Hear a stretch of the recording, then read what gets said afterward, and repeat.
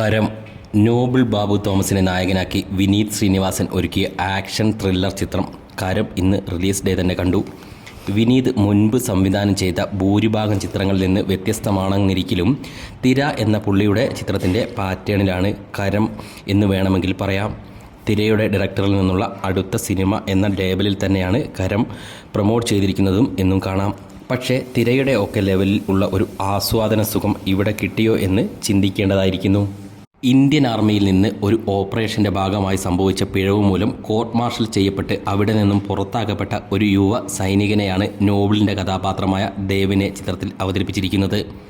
നായകന് തൻ്റെ അച്ഛനുമായുള്ള ഈഗോ പ്രശ്നങ്ങളും മറ്റ് കുടുംബ പ്രശ്നങ്ങളും തുടക്കത്തിൽ ആമുഖം പോലെ എന്ന രീതിയിൽ പ്രസൻറ്റ് ചെയ്തിരിക്കുന്നു. നായകൻ്റെ മുൻ പ്രണയബന്ധവും തുടക്കത്തിലെ 20 മിനിറ്റുകളിൽ കാണിക്കുന്നുണ്ട്. ഒരു ഡാർക്ക് കളർ മൂഡിൽ ആണ് ചിത്രം കഥ പറഞ്ഞു പോകുന്നത്. പിൽക്കാലത്ത് വിവാഹിതനാകുന്ന നായകനും കുടുംബത്തിനും ഒരു പ്രത്യേക ആവശ്യത്തിനായി ലെനാർക്കോയിലേക്ക് പോകേണ്ടതായി വരുന്നതും അവിടെ വെച്ച് നായകൻ തൻ്റെ മുൻ കാമുകയെ ആ രാജ്യത്ത് അപ്രതീക്ഷിതമായി കണ്ടുമുട്ടുന്നതും അതോടെ പടത്തിൻ്റെ കഥാഗതി മറ്റൊരു ട്രാക്കിലേക്ക് നീങ്ങുന്നതുമാണ് കരം. ലെനാർക്കോയിലാണ് പടത്തിൻ്റെ 90% കഥ നടക്കുന്നത് എന്ന് പറയാം. നോബിളിൻ്റെ അച്ഛനായി മനോജ് കെ ജയനും ലെനാർക്കോയിലെ സഹായിയായി ഷാജോണും ചിത്രത്തിൽ വരുന്നുണ്ട്. കേരള ബ്ലാസ്റ്റേഴ്സ് കോച്ച് ഇവാൻ ആശാനാണ് പടത്തിലെ ക്രൂരനായ വില്ലൻ. ആശാനോട് ഒന്ന് പറഞ്ഞാൽ രണ്ടാമത്തെ മറുപടി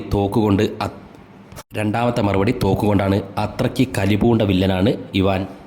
ശ്വേതാ മേനോനും വിനീത് വാസുദേവനും ചിത്രത്തിൽ ചെറിയ വേഷങ്ങളിൽ അഭിനയിച്ചിരിക്കുന്നു. ബാബുരാജും ശ്രദ്ധേയമായ ഒരു വേഷം കൈകാര്യം ചെയ്തിരിക്കുന്നു.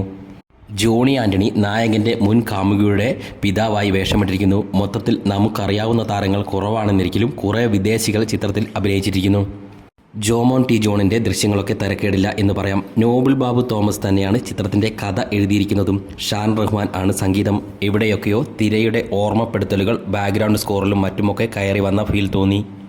ഒരു ആക്ഷൻ മൂഡ് ചിത്രമാണെങ്കിലും പടത്തിൻ്റെ ഒരു ഫ്ലോ പലയിടത്തും സ്റ്റക്കാവുന്നത് പോലെ തോന്നി.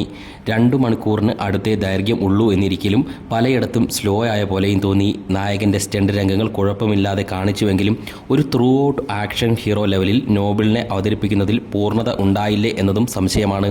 പിന്നെ കഥയുടെയോ എഴുത്തിൻ്റെയോ ഒരു ബലഹീനത സ്ക്രീനിലും അനുഭവപ്പെട്ടു എന്ന് പറയാം. ചിത്രത്തിൻ്റെ കഥ എന്ന് പറയുമ്പോൾ തന്നെ വളരെ സിമ്പിളാണ്. പറഞ്ഞു കേട്ടതും കണ്ടതും ഒക്കെ തന്നെയാണ്. പക്ഷേ അതിൻ്റെ പശ്ചാത്തലവും തന്ത്രവും ഒക്കെ ഒന്ന് മാറി എന്ന് മാത്രം.